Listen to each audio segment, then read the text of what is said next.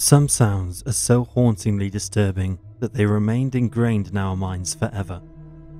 In this video, we will listen to 5 terrifying sounds that will pierce your soul. From a desperate call for help from a missing child to the haunting last call of an extinct bird. Today, we will explore 5 scary sounds that your ears will never unhear.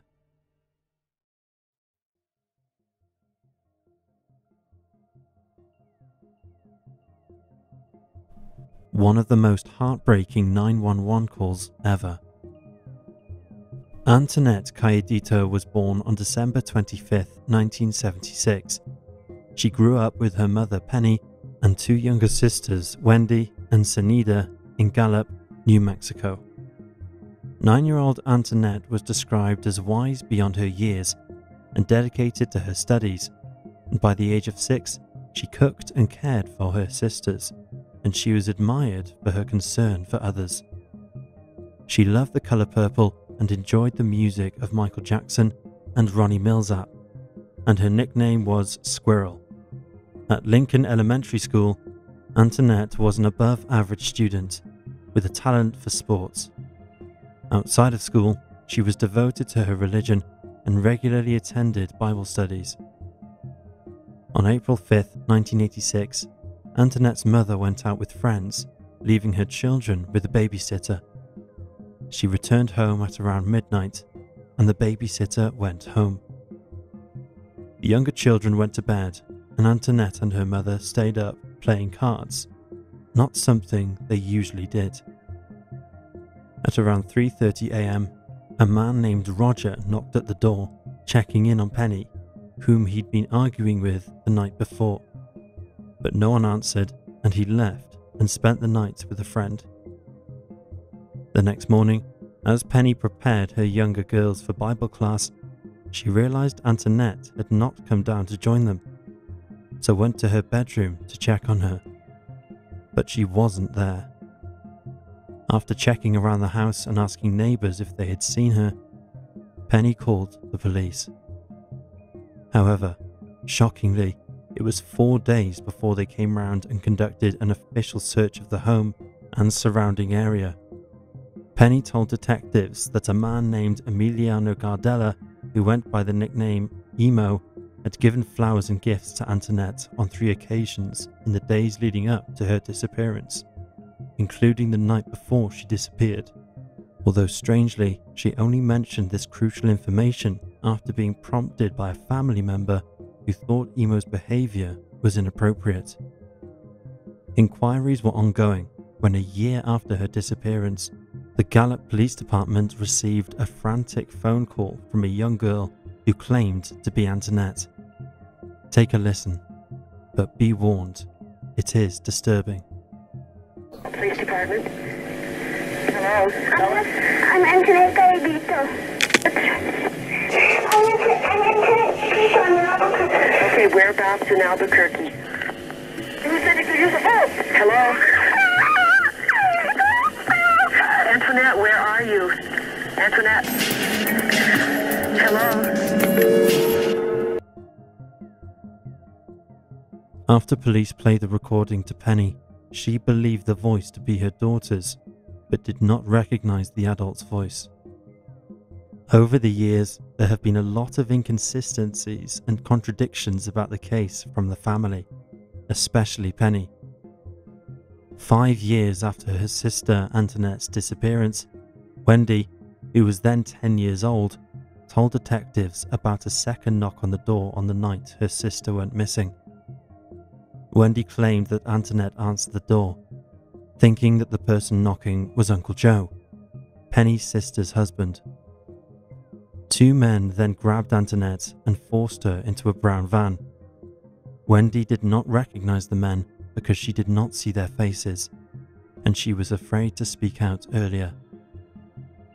Penny did not mention the second knock until a 1994 FBI interview. She stated that the knock occurred between 3:30 a.m. and 4:30 a.m., and she got up 30 minutes later, just as it was starting to get light outside.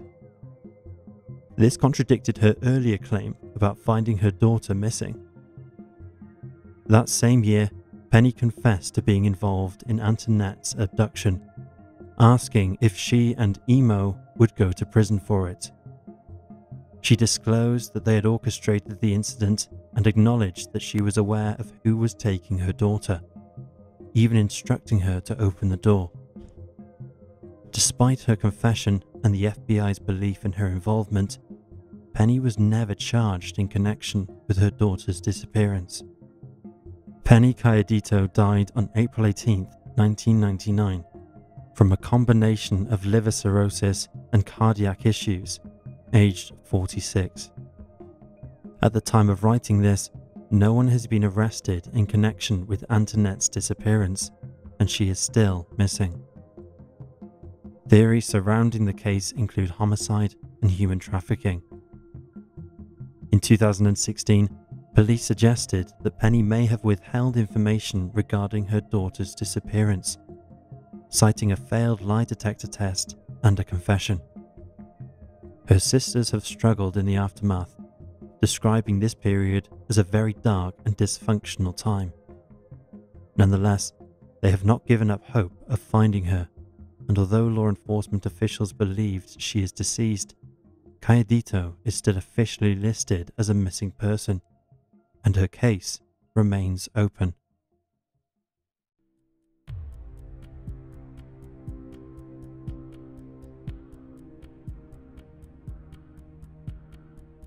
What on earth made these sounds? Tomorrow's Garden is a YouTube channel dedicated to the outdoors, indoor gardening, and foraging. Most of the videos feature reviews of gardening tools, tests of dog products, and foraging for mushrooms. The channel generally received low to average views. That was until May 2015, when the creator uploaded a video titled "Strange Sound While Mushroom Hunting." In this video, shot in northern Illinois, the host begins by searching for mushrooms in the woods, when something scary happens. Take a look.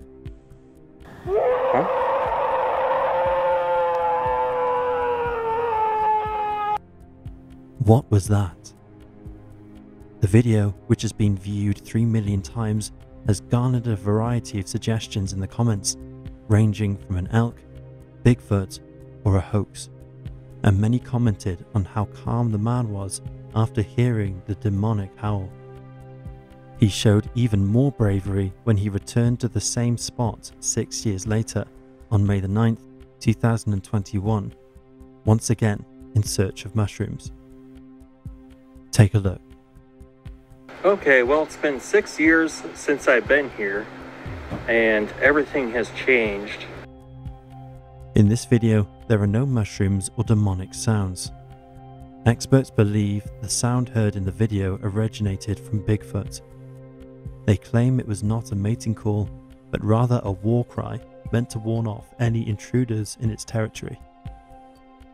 They discounted bears, foxes, and other creatures commonly found in northern Illinois, concluding that the only plausible explanation is the elusive Bigfoot. However, there is another perspective suggesting that the sound may have been fabricated and added to the video using a familiar sound from the movie Jurassic Park. We'd love to hear your thoughts on this one.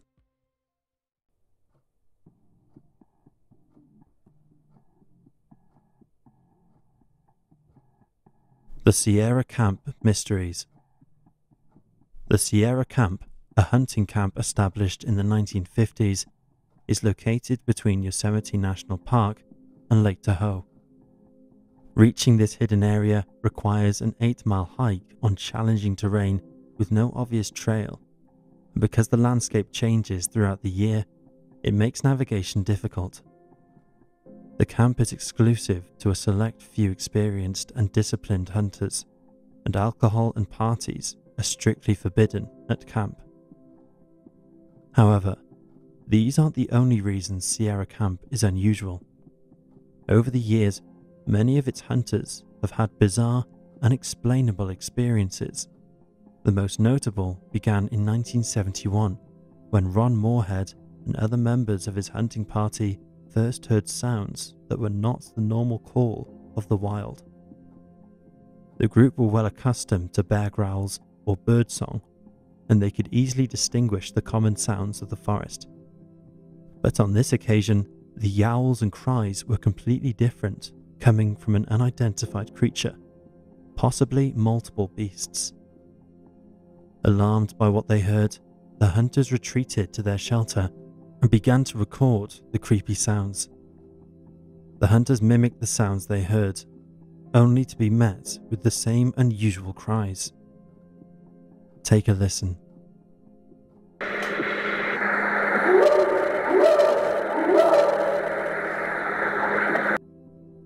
When they returned home, they submitted their recordings to Dr. R. Lynn Curlin, a professor of electrical engineering at the University of Wyoming. Based on the pitch and sound, he estimated the men had recorded multiple creatures, and they were estimated to have stood between 7'3" and 8 feet. When explored further, it was revealed that the creatures' format frequencies were far different to humans, as they were able to go way above and way below that of a person. Studies also show that the recording was not pre-recorded, re-recorded, or doctored in any way.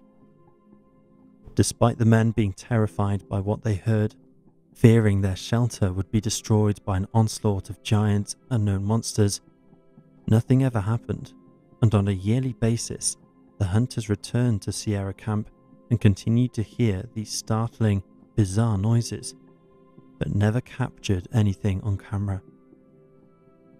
Over the years, there have been all sorts of explanations offered, anything from an intelligent life form to the whole thing being a prank. However, Ron Moorhead has spoken openly about his experiences, saying that on one occasion, they heard what sounded like a huge tuning fork above us, and later, the sound of a car door slamming, even though their camp is an 8-mile hike into the mountains. He also tells the story of the time the hunters heard a huge commotion outside of their shelter, which sounded as if their camp was being torn apart and ripped through. But upon looking outside, they found nothing. Everything was in its place, and there were no sounds. Ron and his men have also reported sights, not just sounds. They've witnessed bizarre, unexplained phenomena of light in the sky and floating orbs, the latter of which the other hunters described as a blue ball making its way steadily, in a controlled mannerism, down through the night air that disappeared behind the trees. Ron is so convinced the sounds were made by Bigfoot that he has devoted his life to the phenomenon and has documented his findings on 2 CDs and also in the book Voices in the Wilderness. The Sierra Sounds are the only Bigfoot recordings that have been scientifically studied, time-tested, and accredited as genuine. We'd love to hear your thoughts on this.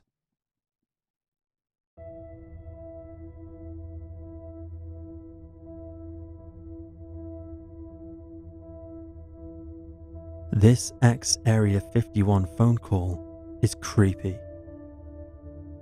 Coast to Coast AM is a very popular North American radio talk show that has been going since 1984. On September the 11th, 1997, the show's creator and host of the time, Art Bell, received a call from a man claiming to have worked at Area 51.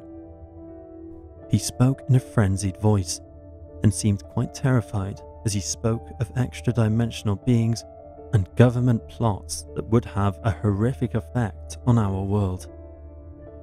As the caller became increasingly upset, the show temporarily went off the air due to a mysterious satellite failure in the transmitter that was broadcasting the program.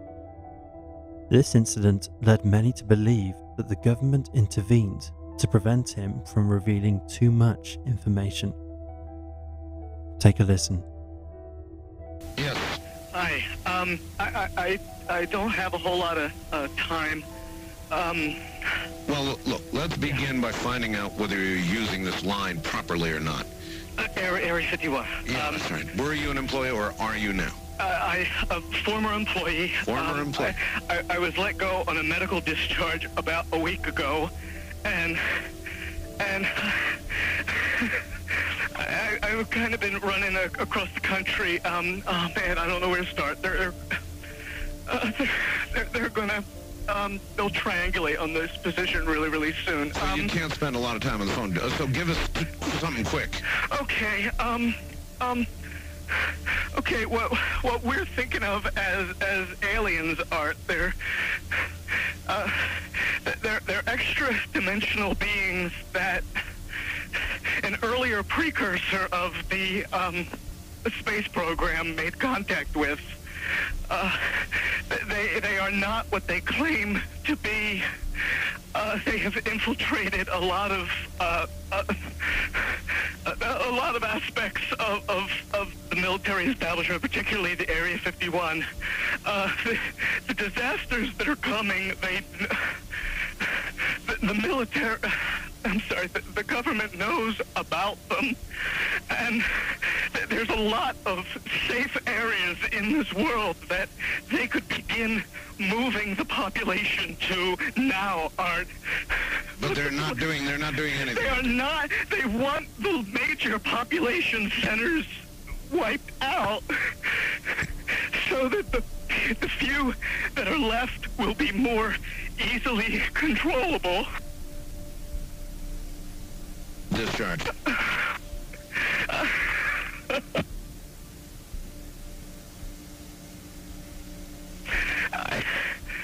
I started getting...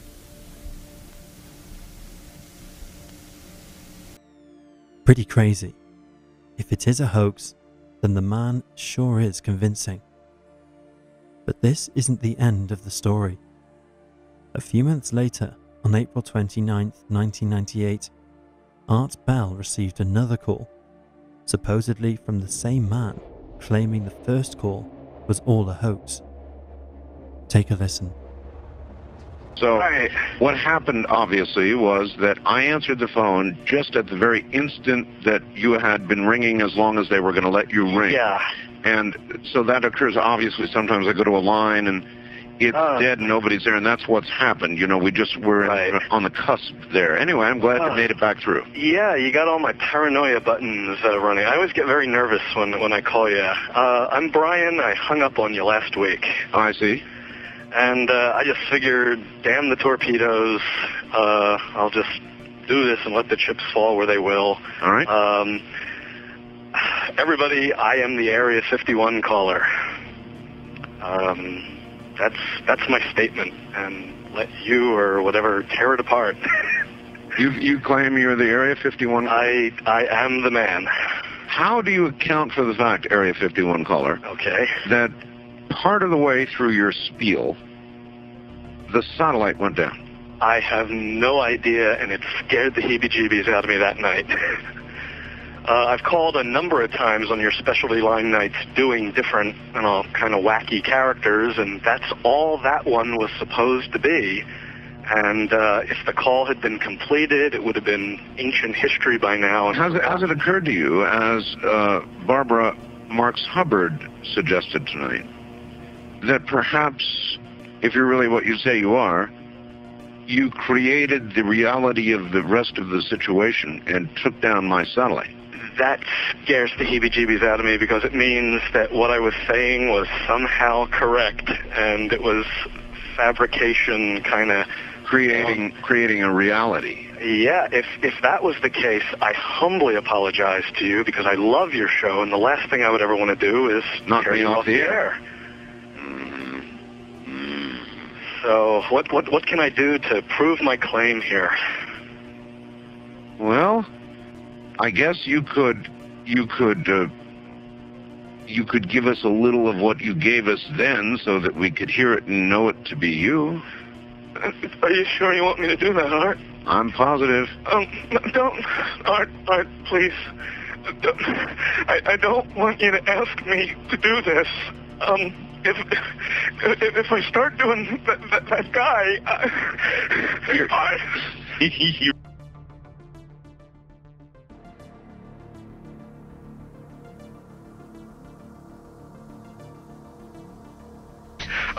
Okay, okay, what we're thinking of as aliens are there. How bizarre. Of course, no one believed the first call was a hoax and claimed he rang back because he had been silenced by the government. Others question if it really was the same guy. There is so much debate about this call, even though it was nearly 40 years ago. There is no doubt the call cut off was genuine. The question is, was it a coincidence or was it someone really trying to silence the caller? We'll let you decide.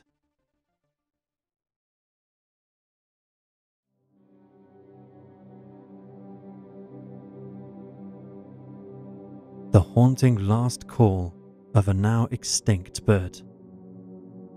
The next sound we are going to listen to was the call of one of the smallest birds in Hawaii, the kuai'o'o, measuring just over 20 centimeters, 8 inches in length. This tiny bird is predominantly black with white barring and is a unique bird with yellow irises. The o'o was a honey eater, and like other honey eaters, it had a sharp, slightly curved bill designed for sampling nectar. Additionally, it fed on small invertebrates and fruit. However, its most notable feature was its hollow, erratic, flute-like calls sung by both males and females. Take a listen.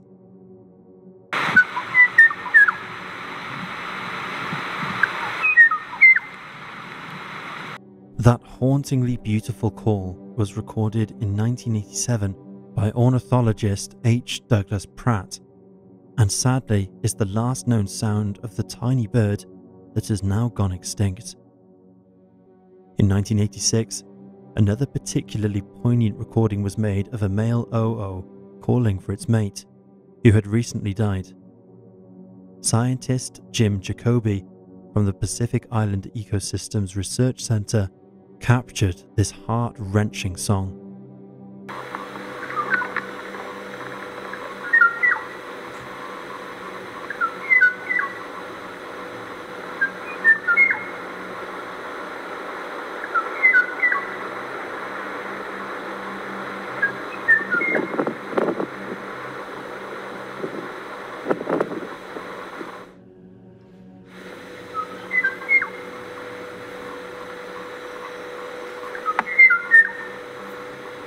Jacoby described how the bird flew close to him and called out for its lost companion, and he managed to record a portion of the song before the bird flew away.